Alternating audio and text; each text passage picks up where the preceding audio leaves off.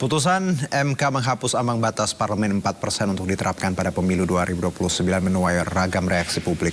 Perludem sebagai penggugat menilai persentase ideal ambang batas parlemen adalah 1%. Sementara pakar hukum tata negara menilai putusan MK seharusnya bisa langsung berlaku di 2024.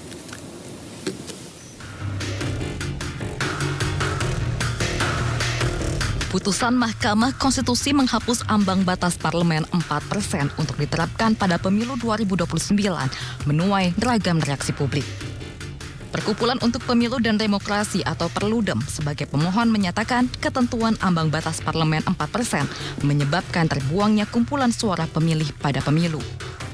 Timbang menimbang angka ideal batas ambang, Perludem menilai persentase ideal ambang batas parlemen adalah 1%.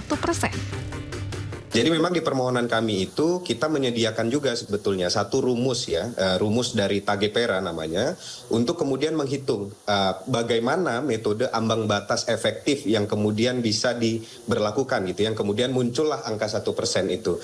Yang ini kemudian menghitung misalnya ada rata-rata besaran district magnitude atau jumlah kursi dalam satu dapil, kemudian jumlah total kursi di parlemen dan juga jumlah dapil gitu. Sementara itu, pakar hukum tata negara menilai putusan Mahkamah Konstitusi menghapus ambang batas 4% bisa diberlakukan di pemilu 2024 tanpa perlu menunggu hingga pemilu 2029. Dengan kalau diterapkan 2024, momennya pas ya, terlepas siapa partai siapa yang diuntungkan, tapi yang kita fokuskan adalah melindungi atau meminimalisir suara rakyat yang terbuang. Nah, Kenapa tidak 2024? Itu yang saya sesalkan. Oke. Kalau seandainya ini sudah diputuskan, nah saya kira memang tidak.